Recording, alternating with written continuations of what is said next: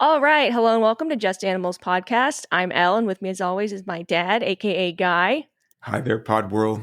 I don't know how we scored Dr. Lowe today, but man, I'm really happy to Thanks have him. for preemptively introducing him and not Oh. letting him get his grand entrance. Thank you for ruining that. No, it's Quiet. not ruined. No, you ruined it. I'm Please talk into the mic. Sam. and Sam the zookeeper. It's going to be a great show today, guys. Hi, everybody. Hi. And then the ever so famous, and thank you again for gracing us with your presence and your Absolutely. time, Dr. Chris Lowe from Cal State Long Beach Shark Lab, which is actually in our backyard. So really quick, can we come visit the Shark Lab once Absolutely. we're all vaccinated? Absolutely. Perfect. Shark Lab is open to the public. Ooh. Okay, well, that, Dr. So Lowe? Sam, we're going to have to, so basically we're all three going to come visit you, Dr. Lowe, and hang out in the Shark Lab. I got to get on a plane. I got to get my vaccinations, and then I'm going to get on a plane and come. Absolutely. I was going to save this for the end, but being a little bit immature, I'm going to ask you right now. Are you going to need a bigger boat? I always need a bigger boat. The problem with bigger boats is that bigger boats require bigger budgets. Yeah, amen, brother. I had a 40-foot sailboat, and my kids didn't want to help me clean the hull, so I totally get it. You're right. You're right. I don't want to wax it. I don't want to clean it. It was the worst. All right. But anyways, Dr. Chris Lowe is, again, thank you so much for coming on. Why don't you go ahead, tell for those listeners that don't know who you are and what you do, why don't you go ahead, give us a little background on yourself and the Shark Lab? Sure. Well, I have been studying sharks for about 30 years now. Wow. I grew up in Martha's Vineyard, so East Coast. East Coaster. My mom's family were whalers and commercial fishermen, so it was always assumed that I would do something around the ocean because that's how it's in your blood. It's in your blood. My blood. The difference was I became at an early age interested in science and interested in studying the animals that I caught. And that was different from my family. That's a big thumbs up for us. So, I was the first of my family to go to college, and I said, I think I want to be a marine biologist. And my family was like, okay, but What is that? And do you get paid for that? Yeah, what is that? Yeah, exactly. So, after I started going to school, and I knew nothing about college, I had nobody in my family to look to, for advice about that. And I kind of fumbled my way through it, but I absolutely loved it. So, I can remember having conversations with my grandfather who commercially fished in New England for 65 years. And wow. At the time, fishing was in a bad place in New England. Biologists had a bad reputation because they were closing fisheries. I had some, in my family that probably were thinking he's crossed over to the dark side. But I can remember having a conversation. Right, you're a traitor. Exactly. And my grandfather saying, you did it right. And I said, well, what do you mean by that? And he said, well, you get paid to go fishing, whether you catch anything or not. And I thought, you know what? That's pretty much it. That's pretty much my job. So that was kind of my start. And sharks were always my passion since I was about 8. And to be able to, be at the place where Jaws was being filmed and being interested in sharks at that time was kind of that's right. surreal. So when I watch Jaws, it's literally like watching old family movies because they were all locals in that movie, including some of my family. Oh, really? Yeah. So it's kind of neat. Yeah. That's so cool.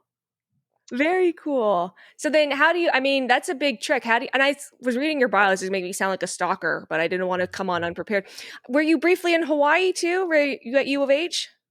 So that's a long trek from Martha's Vineyard to Oahu.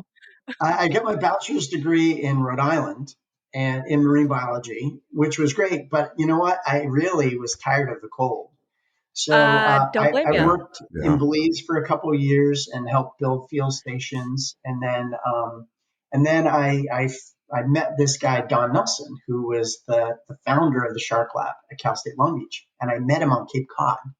So it was kind of fortuitous meeting, but I had read his papers about shark behavior, and that was my interest. So I ended up coming to Cal State Long Beach to get my master's degree, working with Dr. Nelson. And then after graduating, I went to the University of Hawaii for my PhD. And Hawaii was like, if you want to talk about shark heaven, that was it.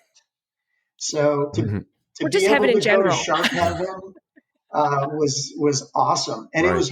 it was hard to leave. I'm sure. But, when you spend 14 years in college, your family starts going, is this your job? Are you a professional student? Yeah, you. Right. So to get a professor gig right out of my PhD was a big deal. And I was very fortunate and lucky to get Dr. Nelson's position and to keep the legacy of the Shark Lab going. Nice. So it was a big honor for me to be able to do that and train the next generation of shark scientists there. That's so great. That's so awesome. That's awesome. I mean, those are the stories we love to hear. Like, I mean, obviously we're all animal lovers since we're on this animal podcast. I mean, Sam went to zoo school. So it's so like for us, it's awesome to hear about other people that nerd out and geek out about animals the way we do and, like to do the nitty gritty research. Cause like Sam has said in the zoo, there's the glamorous parts and then there's majority of it is not so glamorous and, can be tedious at times. Sorry to steal your thunder, Sam, but it's no, I don't have any thunder about that.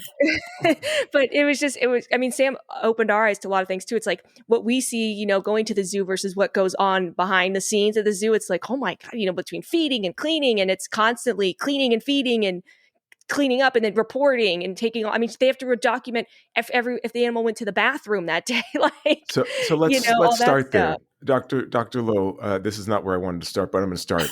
So there's obviously, as a marine biologist, there might be a conflict with you with respect to keeping an animal at an aquarium versus keeping an animal in the wild. However, there's hopefully an appreciation by seeing these animals, because not all of us have the ability to go out to the Farallon Islands. You know where the Farallon Islands are, I think, and Absolutely. Do some shark watching. So let's start there. What's your opinion of this in terms of the ethical nature of keeping these animals in an aquarium? So that's a great question, and it's one that I spend a lot of time asking my students about, right? Because my job is to train that next generation of biologists that have to wrestle with this all the time. So when we do research on animals, our main concern is that we cause minimal pain and suffering to those animals. But our goal is to learn enough about them to understand what that is and how do we measure that and how do we quantify that. But that's always a challenge, right? So sometimes the best way to study an animal is by keeping it in captivity, because you can control things. You can control the environment. You can control what you do to the animal to really measure those things. Because in many ways, we can't talk to them. We can't ask them how they feel. And we're using techniques that doctors use to evaluate whether they're stressed. We can take a little blood and we can look in their blood and evaluate, are they stressed out? And how does that change with how we keep them or how we test them?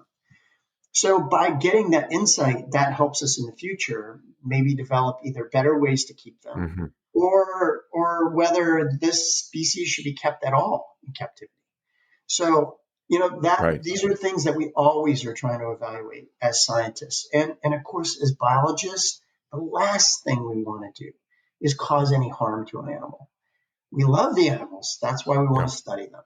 So it's always a consideration. Now, historically, I believe that things have changed, right? So what's really interesting is my wife is a marine mammologist. So she studies seals. So, we have a kind of a predator-prey relationship. But, you do. But what's really interesting, and we have discussions about this all the time, is that there is a time period where the only time anybody in this country would ever get to see one of these animals was by keeping that animal in captivity, because their populations have been driven so low that you wouldn't be able to go out on a boat and see one. And that's only 50 years ago. So when you think about how far we've come with some species, now you can get on a boat pretty much on any coast and go out and see a seal or a whale. That, to me, is amazing. It's a conservation success story that we should be screaming about. Yeah. But that's not the case for all species, right? So obviously there are some species that maybe we really don't need to keep anymore. And then the other part that we're always concerned with is, while it's cool to show these animals in captivity and show them how they live, and obviously if your goal is to recover those populations, sometimes that's the only way to do it, or the way to start. But when we start training animals to do tricks, then you can create a problem. And I'll give you an example. So with seal populations recovering, we have a situation now where the public can be on a beach and a wild sea lion will haul out and plunk itself down on a public beach. Now, a normal, healthy animal will not do that, right? What you'll see people do is go over and plunk their toddler next to this sick bull sea lion and take pictures of them doing that. Now, oh boy. At what point did we forget that thing has canines bigger than a wolf, right? That's a wild animal.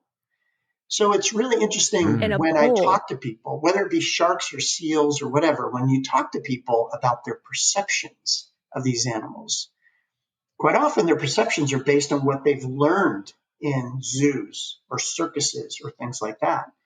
And we have to re-educate the public that as these populations come back, your chances of encountering them in the wild is going up.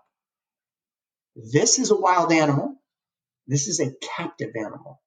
And we have to get them knowledgeable about predators in the wild and their population recoveries and how to interact around them.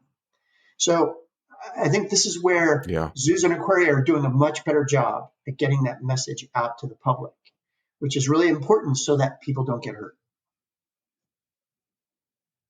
Cool. Well, even with captive animals, I mean, Sam, before I cut you off again, but even with captive animals, I mean, sure, Sam, like there's some animals, they don't even go into their enclosure with them at the zoo, and just because they're too dangerous or whatever the rules and regulations are of that state.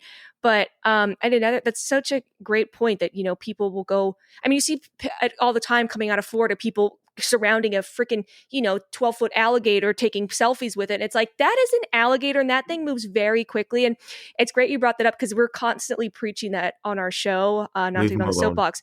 Yeah, it's like you can enjoy seeing an animal in the wild with your eyes, and you can leave a respectful distance. And that's what we're always like, it's great. We love seeing, like, go out and see animals, just respectful distance. Sam, touch with your eyes. Let Sam get her question in. Go ahead, Sam. Oh no, I don't have a question. I don't, right. I love listening to Dr. Lowe. Everything's just, everything you just said was so on point. I just loved it. I love it. No, my turn. No, let me hit the next one. Dr. Lowe, my turn. Are you a great white shark specialist, or are you a general shark specialist, or do you have a specialty in the shark field? Well, it's funny you bring that up. So I have worked on probably 40 different species of sharks and rays in my career, which has been awesome. And in fact, early in my career, I swore I would never work on white sharks because they were way overrated. And, I agree. It was just out of control. They were the Discovery darlings and they just got so much press and credit that people never got to learn about all the cool other sharks. And it wasn't until I saw a baby white shark that my attitude changed. The babies are so freaking cute. I'm telling you, they're just adorable. They're these like scaled down miniature versions that are just, and they're naive and they don't know they're a white shark yet. It's so cool. It's like meeting a movie star before they were a movie star, right? And it turns out they're such it's like a pygmy white shark. People with cool backgrounds. So my attitude has changed. I do work on white sharks now, and I've learned to appreciate them. Okay. So, as a shark being... my turn. Take a pill. As a shark being an apex predator, can you tell us what the impact of mercury is on their bodies? So that's actually a really good question, and that's something that we've been trying to understand. See that? I'm getting lots of good questions. Okay, you're not the only one with good questions. So we know the effects that high concentrations of mercury have on mammals, right? That's been well studied, particularly on people. Yeah. And we know that mercury can be basically transferred through the food that we eat. That's how we get most of that mercury. It comes in as inorganic mercury into the environment. Bacteria convert it to an organic form that can then be taken in through the diet and passed up the food chain. The higher you are in the food chain, the more mercury or other contaminants you can acquire.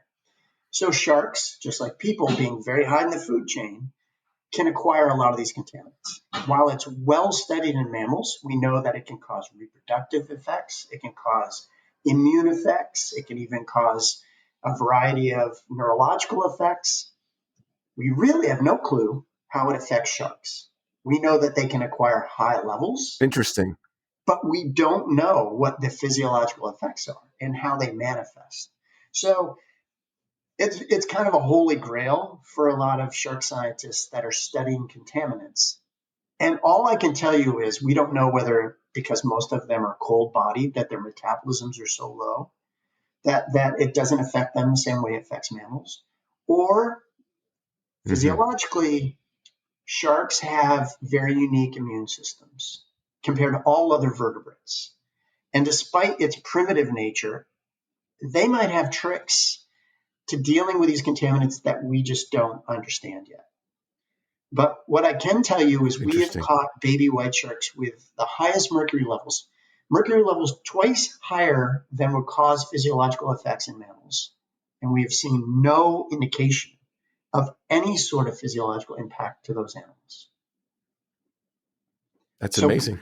We don't know why that they're not being impacted. Yeah. So let me go over to impact number 2. Sure. Yeah. Quite you. Microplastics, because this is a big concern, and I'm not sure how it's impacting the sharks, but I want you to tell us how. In the Pacific Ocean, there's just like a giant continent of plastic, and hopefully we get this cleaned up one day. But the plastic breaks down and it gets into the whole food chain. So what's the impact of microplastics on sharks? Well, we don't know.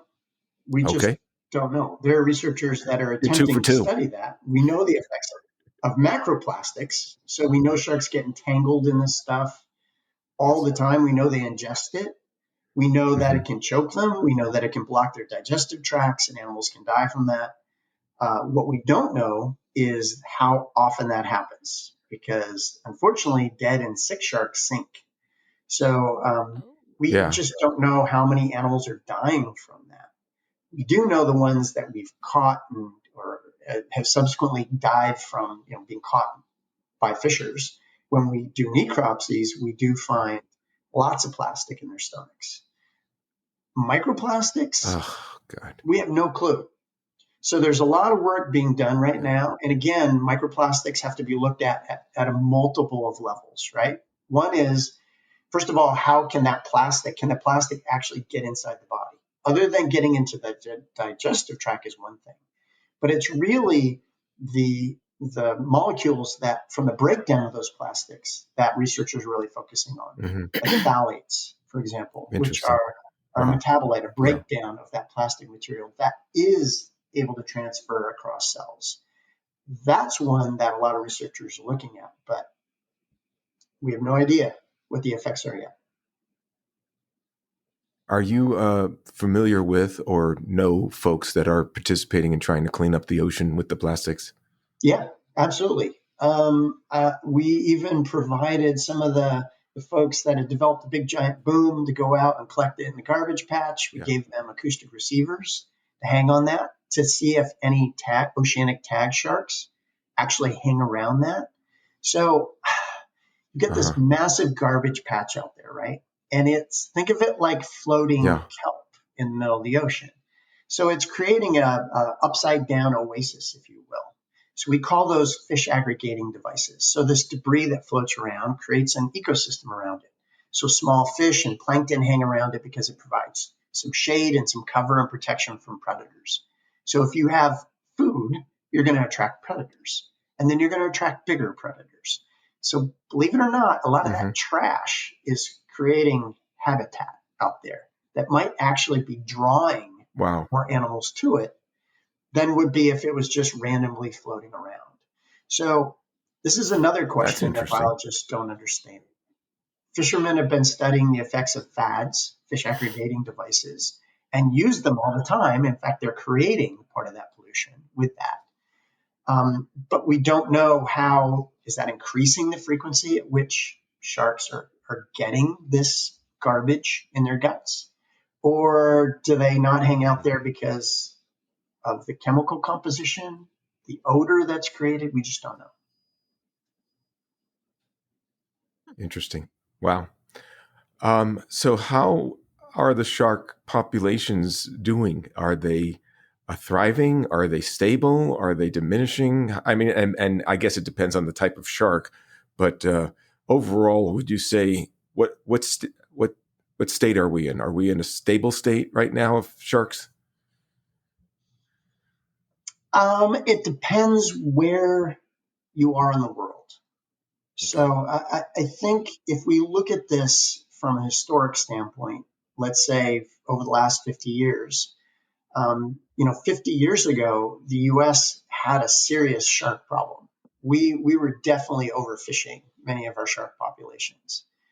We had fished down all the valuable fish like cod and halibut and all those species and tuna that we were preferred. And then we started fishing our way down the food chain. And sharks became very popular about 50 years ago because they were considered an underutilized species. And what biologists quickly learned was you can't fish shark populations like you do other species. They are slow growing, they take a long time to reach maturity, and they can live to be ripe old ages. And therefore, it doesn't take a lot of pressure before you drop their populations low very quickly. 25 years ago, the U.S. really cracked down on that kind of fishing at both state and federal levels. And since then, believe it or not, we've seen some remarkable population recoveries of shark and ray populations in U.S. waters. But all we did was, in many ways, export our problem. So once you create a market demand, if you're not meeting that because you tightly regulate fisheries in our own country, that doesn't stop the demand. So where does it come from? It comes from imports. We import it from other places that don't follow the same environmental regulations that we do and are literally hammering shark populations in other places. So, and you can't, when you go find the people who are catching these sharks, these aren't big corporations that are just trying to make gazillions of dollars. These are small, poor families that have a small boat that are going out catching, maybe 50 or 20 sharks at a pop and barely making enough money to survive off that. So it's a growing problem because there's a demand there. And in many cases, those fisheries are not regulated.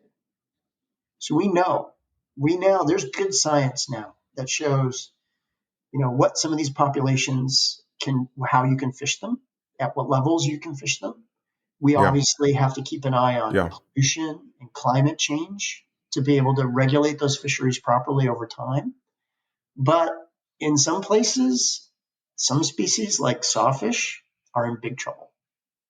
And if we don't do something globally, they will go extinct. Is there any international treaties that countries are willing to comply with, or the subsistence farming overwhelms the country? I think we're making progress, right? It takes time. And the key is, yes, you have to have regulation and you have to have policies at the governmental level. But in reality, if you want to change these systems, you have to do grassroots. You've got to get out to the fishers themselves and know how they live and know how they fish. And I think this is the future of fishery science, for example. Scientists have to get out to those communities and have to interact and go fishing with these people. I come from a fishing family. I know how detrimental it was for those fishery crashes in New England and how it just decimated the industry. And it's easy to look at the government and say, the government's putting people out of business, and that's just not fair, right? But walk a day in their shoes, and then let's find solutions. So there are solutions, and it's helping fishers fish more effectively, teaching them how to influence markets. And then from the other side, it's educating consumers. If you really want to change markets, if people don't buy it, fishers won't catch it. So this is not a one-size-fits-all or silver bullet solution. It's going to take multiple solutions. And people have to go to these places and meet these fishers and see how they live and see how they fish. And if you want to find solutions, that's the best way to start. Very cool. Is there anything in the shark world like there is in trout and salmon where you have people stocking places? Do they do that with sharks as well, Dr. Lowe? Not yet. And the reason for that is because of the reasons I mentioned before. These things, quite often, species are wide-ranging. They take a long time to reach maturity. They don't produce very many young. So if you were a fish farmer, so to speak, you would probably look at sharks or elasmobranchs, the sharks and rays, and go, ooh, that would be like if it took me, if I was raising trees, and it took 40 years to raise a tree to the point where I could cut it down and turn it into lumber. You would need huge stretches of land to do that. Your return on investment is fit into the old trees category, and from a farming standpoint, it's not viable. Gotcha. All right, Bunny. Okay. We'll let you get a question. Thank you. It's been the guy show. But Dr. Lowe thinks I'm asking good questions. Okay, that's great. I have questions too. Yeah, you're not the one with questions. Anyways, well, we're just gonna have Dr. Lowe come on again. That's what we're just gonna have to do if you'll be so kind again. So do you also study skates and rays? And I do know this is taking me back to my biology 1202 when I was in school. They're all called chondrichthyes, right? Because they're cartilaginous fish. Yes, thank you. Wow. See, yeah. So in your face, guy. So can you explain the difference between, I guess, skates, sharks, and rays, and then which ones do you study? Sure. So and A for L. So A for L. You did learn something in school. The chondrichthyans are the cartilaginous fishes, and they are the most primitive of the vertebrates. Cool. The thing that ties them all together is their cartilaginous skeletons. That is the key character, right? So, and that also includes what we call the ghost sharks, which are the chimeras. So they're another one of that group. So the shark, skates, and rays are all closely related genetically. Okay. And they come from similar lineages. But morphologically, they're very different, right? So while they all have cartilaginous skeletons, some are dorsal ventrally flattened, like a steamroller ran over. And those are the skates and the stingrays. And then, of course, we have the sharks. And then we have weird kind of tweeners, like shovel-nosed guitar fish and sawfish and the saw sharks that are kind of feel like they're somewhere in between those morphological groups. They're all tied to that cartilaginous skeleton. So, the bottom line is they occupy different habitats morphologically. Okay. Their evolution is thought to be tied to many of the environments that they've evolved through. Okay. But what's most impressive about all these groups, and even though some of them are more recently derived, they come from the most primitive lineage of vertebrates that have been around for over 400 million years, older than trees. Wow. And they're still kicking. That is so right? Cool. They're still kicking. Yeah. That's the cool part. That is so cool. That is cool, even after everything we've done. I know, right? It's like they're kind of like cockroaches; they won't die, which is kind of which is good. And then I was watching another interview you did, and I think it was about the Shark Lab. And you're talking about how you want to change the perception of the way people view sharks. And we had talked about this when we did our wolf episode, is like, the wolf for centuries has been made out to be the big bad wolf, this blood sucking, it's going to come into your house and kill you. And it's like, that couldn't be farther from the truth. It's like your likelihood of seeing a wolf in the wild is slim to none. And they're pretty, scared of humans. And like any animal, if you provoke it or it feels threatened, it's going to respond in an animal way. And maybe when, I don't know if this happened with you, but I've also heard that a lot of biologists were kind of pissed when Jaws came out because it just fed into the negative shark stigma. And it's like, now we're having to undo all these years worth of like Jaws damage. And has that come up for you? All the time. So you want to play a little game? Yes. Okay. This is what I do in my class. And this is kind of a biased group. So I realize that your answers are likely going to be biased by your experiences. But in a general class of students from across all disciplines, it's amazing the answers that I get. Okay, so we're going to play this game. What's the first things you think of when I say the word fish?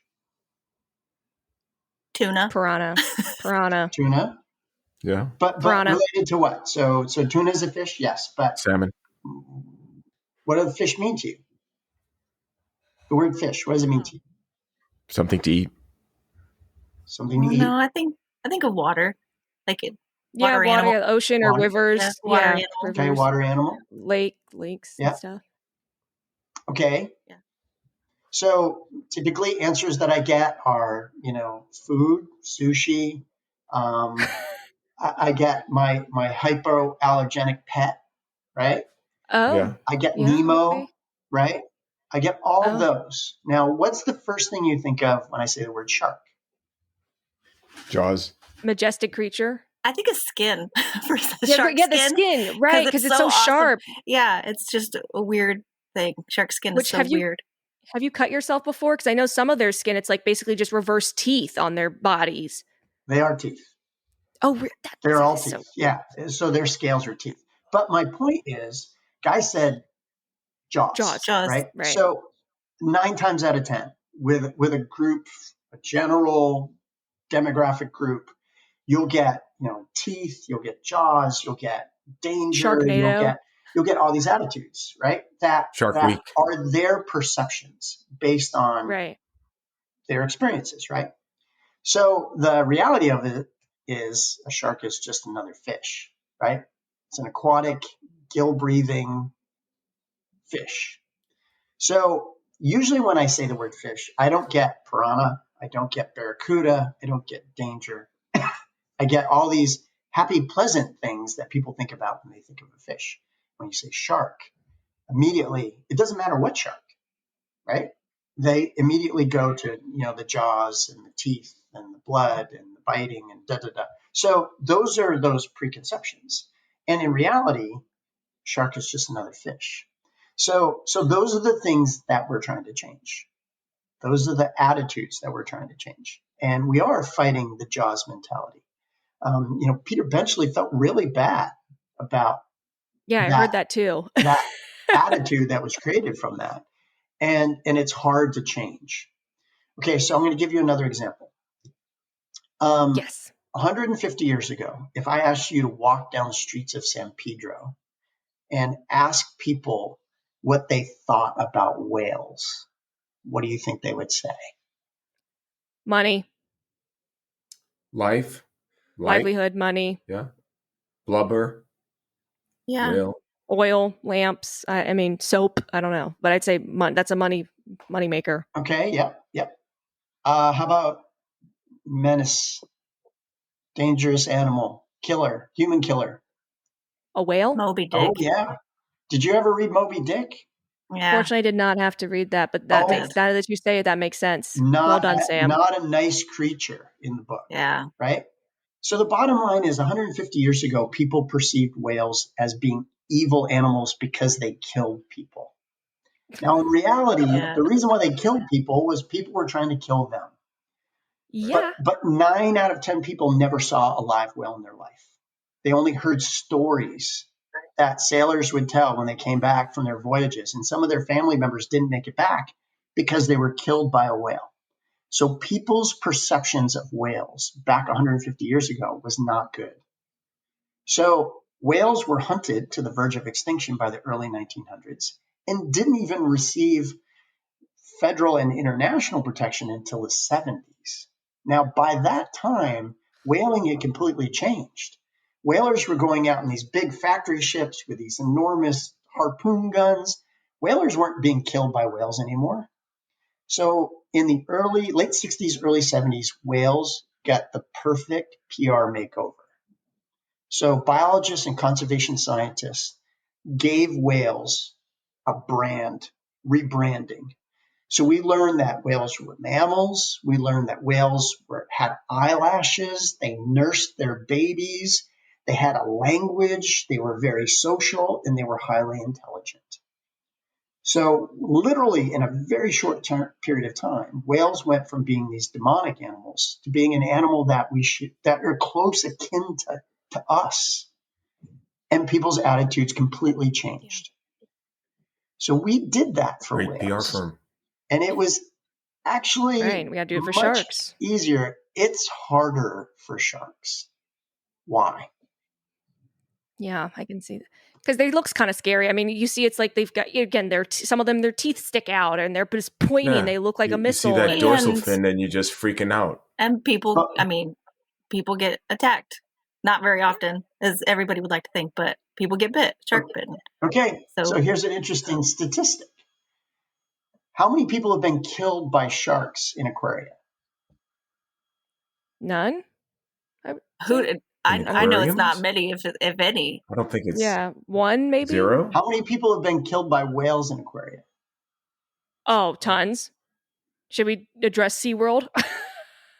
That's a really good point. Thank you, Dr. Lowe. So keep in mind, there are probably 1,000 times or maybe 10,000 more sharks per orca kept in public aquaria around the world. And yet nobody's been killed. So that's such a good point. We have to be careful here, right? We attribute these, personas to these animals, and they're really not based on fact. Now, there's probably good reasons why orca have done that in captivity, right? But keep in mind, we're giving sharks they're the bad ones, and we're not being fair in many of that assignments. Now, with that said, I don't know of anybody that's been killed by an orca in the wild, right? Also very true. So, and it's not saying it hasn't happened. I've never heard of it. So the bottom line is, here are two animals that historically have been demonized, vilified, and we recognize their importance. We learned more about them. We know more about them now. And it's easy to see how we can change people's attitudes about them, but we have to change how our branding is for these species. And it's harder to do for sharks because, much of the programming about sharks on television plays off the fear factor. They say they're educating, Shark Week, and they are, but you can hear the Jaws theme in the background. Most frustrating thing for me in doing like Discovery Channel Shark Week, I'm sure, is to be asked to talk about the dire straits that sharks are in and how important they are to the ecosystem. And while I'm doing this and talking about how important sharks are, they're playing the Jaws theme as the soundtrack. No. That's a contradiction, right? Yeah. That would drive me nuts. I don't blame you. Yeah. I would just walk off. You have to make a deal with I don't control this. I don't get to see that until it airs, unfortunately. So I have no say. Yeah. Sue their asses. Yeah. Oh God, that's so terrible. Because they're like, oh, explain to us why we should care about, not throwing our trash in the ocean and conservation. And then, actually, I'm going to play the Jaws theme song. Ha ha. Yes. So, question. Speaking of Shark Week, so I'm sure you probably heard of the show Air Jaws, where great whites are jumping. Have you seen great whites breaching before? Oh yeah. When you're out in the field. That is so cool. It is so cool. And for the little ones, we don't know why they do it. Oh really? Yeah. The big ones that you see on TV are jumping because they're chasing jumping prey. Right, the seals or whatever. But little young white sharks jump along the coast all the time. Really? So it's not just feeding. It's not just feeding. It's a behavior. But what's really cool is when you see them jump, it's how you know it's not a dolphin or something like that. So basically, when sharks are chasing prey, quite often they'll leap out of the water following the prey. So the head goes forward, almost like a dolphin jumping, right?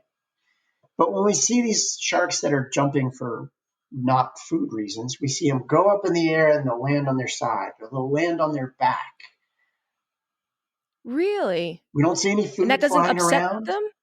So, well, are they jumping for joy? Fun. It could just be. Having fun. It very well could be that they're jumping for fun. Something to we do. Don't know. The other thing is they do have little copepods, little crustaceans on their skin, little ectoparasites that have little claws. Oh, okay. And they're moving. They move. And it could be that they have the itchies, right? So we do see them rub on the sand, on the seafloor, trying to rub those off. But another way of dislodging those for remora is you jump in the air and you smack them. Right. Who knows? Right. Wow. Makes sense. That's so cool. And I don't know, you could correct me if I'm wrong.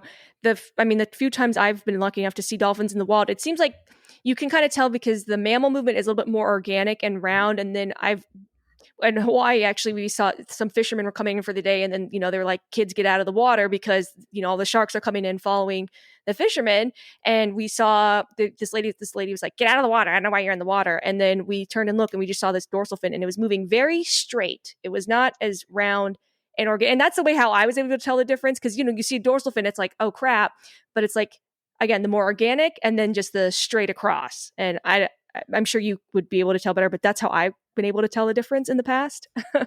And so, yes. So the bottom line is that's how we even teach lifeguards and surfers how to identify, because imagine you're out on a surfboard, you're laying there waiting for a wave, you're eye level at the water, and you see a fin pop up. Just pop up for a second. Right. That usually gets people's hearts racing, right? Because they don't know what they just saw. They saw a fin. Which fin is that? Exactly. Who does that fin belong to? And it's amazing. If you whispered in their ear, oh, it's okay, it's a dolphin, the heart rate drops. If you go, I think that was a shark, and it doesn't matter what species, heart rate stays up. So, this is the typical dolphin thing. You'll see the back come up, and you'll see it go down. Right. Sharks, that fin comes up and it stays up and then it slowly sinks down. So that's if you're eye level with the water, that's how you tell. Okay, cool. Because I was always telling people that because people ask like, oh, I think that's a shark. And I'm like, no, I'm pretty sure it's a dolphin. Like, how do you tell? I'm like, just look at how it's a more organic movement and whatnot. And then, so I know do all sharks migrate or I know great whites, they migrate, correct?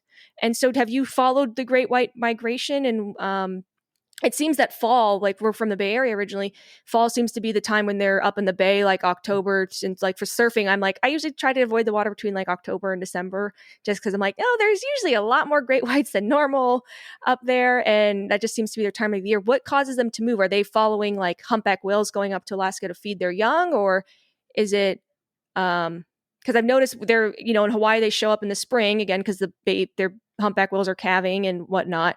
And then the fall, they seem to be going back up north all of a sudden. And are they following that migration pattern or? So what we've learned so far is that the young white sharks have their own migration pattern that is different from that of the adults. So, and that's what we've learned so far. So the young ones act like the baby white sharks that we've been studying do migrate, usually in the winter. They leave Southern California because when our water temperatures dip consistently below 60 degrees, that seems to be a cue for them to migrate south. And at that small size, they're more temperature sensitive. Once they're probably 2 or 3 years old and they're a couple 100 pounds, they have the ability to retain heat that they generate from swimming. So white sharks are warm-bodied. So they can keep their body warmer than the water they swim through, which huge advantage. Your muscles twitch faster, your brain works better, your eyes work better, and that gives them a big advantage in catching a prey that's also warm-bodied, like seals, right? The babies have all the same equipment as the adults, but their bodies are so small that they're not good at keeping the heat. It's like a child, right? So a child has a really large surface to volume ratio, which means they're going to lose heat really quickly. Right. But you get a big, robust guy, and he can, hold his heat better because his surface to volume ratio is smaller, and he can hold the heat better. So the adults migrate for different reasons than the babies. The babies are migrating probably because it's too cold, and they're looking for warm water. The adults can tolerate that cold water. They leave, I think, because their food leaves. So they're in close to shore for two reasons: to give birth to their babies in the spring. And then the other reason is to feed on seals, which come back from their ocean migrations, starting in the summer through the winter. Once the elephant seals leave, which, by the way, is the favorite of all the seals for a white shark, once they leave, that's when we see the white sharks migrate out to the middle of the Pacific. Oh, okay. Okay. Hey, Bunny. Yeah. I got to bail. And Dr. Lowe, I want to thank you very much for your insight and knowledge. And I just need to go lay down. That's my problem. But anyway, thank you. You've been great. I hope you come back, and I hope you enjoyed your time with us. Okay. Yeah, thank you. It's been great. I hope you feel better, guys. Yes. Yeah, don't worry. Bree has a couple more questions for you, Dr. Lowe. Okay. Bye-bye. I've got some easy questions. Yes. Go ahead, Sam. Sorry. No, that's okay. I love to listen to you talk. It's amazing. It's so great. I've got some like elementary 5th grade questions for you because it's just stuff that I want to know. So, and I don't know if it's all the species that do it, but I've seen them do it on TV and documentaries and stuff. But so what is it physiologically that makes sharks go into a trance when they're flipped upside down? What's that about? Oh, yeah. That's a great question, Sam. Great question. I don't think anybody really knows why that evolved. So we know how it works. So if you flip a shark upside down, you immediately start to see, and you have to flip them upside down and retain them in that position. Right. Okay. So they can do rolls, and they don't just like fall asleep. Right. You have to flip them upside down and hold them like that. Narcolepsy. And you've got to restrain them for 20 to 30 seconds, depending on the species. And then they will go into what we call tonic immobility. So what's happening is that we see a suppression in vagus nerve activity at that point. So everything is slowing down. Heart rate is slowing down. Blood pressure is reducing. All of those things are settling down. And what's been learned that is really cool is that different species have different time periods at which they're down. And what happens is if you hold them like that, you'll find literally within a second or two, it'll start to struggle. So it might be 3 minutes for this species. And then right at 3 minutes, it'll start to struggle. Mm-hmm. And if you flip it back over and then flip it back, it will reset. And literally at 3 minutes and 2 seconds, the shark will start to struggle again. So different species have different time periods that they will be within like different thresholds. So we don't really know. What a weird thing to find out about it, right? And evolutionarily, why do they do it? Yeah. So the best theory that I've heard is that it may be related to mating, right? So sharks, compared to all the other fishes, all exhibit internal fertilization, which means they copulate, right? And it is a very slow process in sharks because, basically the male has to insert a clasper, and they're using these things called siphon sacs to use seawater to pump this gooey sperm packet into the female. And it can take 15, 20, 30 minutes to do that. So imagine a male has to bite a female on her pectoral fin, get her in a position so he can insert the clasper, and if he or she is inverted, then, particularly if the female's inverted, then it allows adequate time for copulation, successful copulation. That makes a lot of sense. That makes a lot of sense. That's the best explanation I've heard. I mean, I'll buy it. You've got us convinced. We'll buy it. I wish science was that easy. Sold. That's what I'm telling people from now on. Right. Sold. That's such a great question, Sam. Thank you for bringing that up, because you always see that. Now, does that bother you when you see those videos? Because it's always like, oh, the shark, what is it? The shark hypnotizer. And, he goes and you see him in the Caribbean. He's always just flipping him over and then petting him and stuff. Does that kind of bother you sometimes? It's not harming the animals that we know of. Okay. Right? Okay. Okay. It could make an animal at greater risk of being eaten by another shark. Because this isn't, sharks don't all, from what we've learned, sharks don't all come together to mate in one big group. Usually it's more discreet, that sort of thing. So it could be when you're doing that, another shark could be going, well, that shark's kind of out of it. Maybe I'll take a bite. We just don't know. They don't see it very often. And of course, seeing tonic immobility naturally in the wild is very rare. So I don't think it's harming the animals. Where we have to be careful, and I was warn my students of this when we're doing procedures on these sharks, and we use tonic immobility as a form of sedation. You always have to remember that the reason why the animals might want to come out of that is because many of them require what we call obligate ram ventilating. They have to swim in order to breathe, and they might simply not be getting enough oxygen across their gills. So that reset button could be, okay, I have to move now to get some water across my gills. So just resetting them over and over again could make them go into oxygen debt and basically suffocate them. So those are things that we're always really careful about when we do this, because we don't want them in that position. That wiggling at that time period has evolved for a reason too.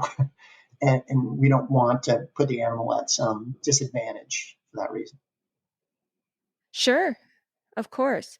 That's very cool. And then, so did you study tiger sharks when you were in Hawaii as well? Sure did. And let's hear about your tiger shark. So let's tell us I know it's always like great whites, bull sharks, and tiger sharks seem to be the most popular for Shark Week, but we love makos. We actually did a mako episode. Mm-hmm. Have you ever seen a mako or worked with makos? Oh yeah. Yeah. I love makos.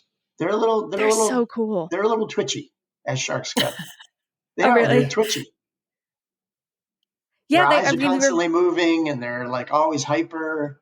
Yeah. Oh, so they're like the hyperactive shark. Like, really what's going on? Exactly. That's so cool. Yeah.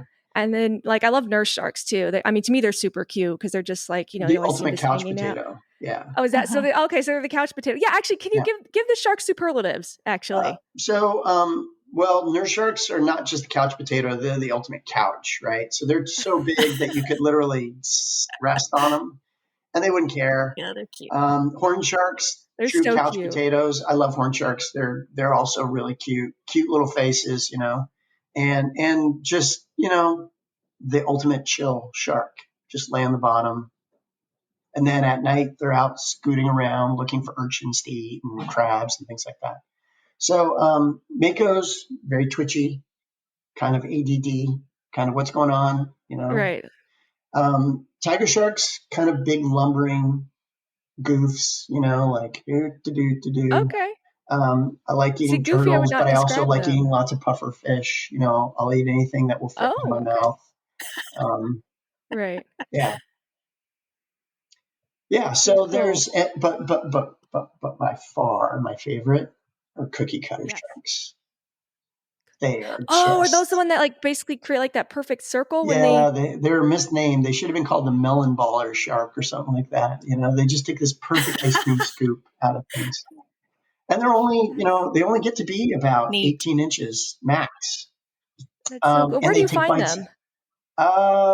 So usually the open ocean. So there's a lot of them around Hawaii.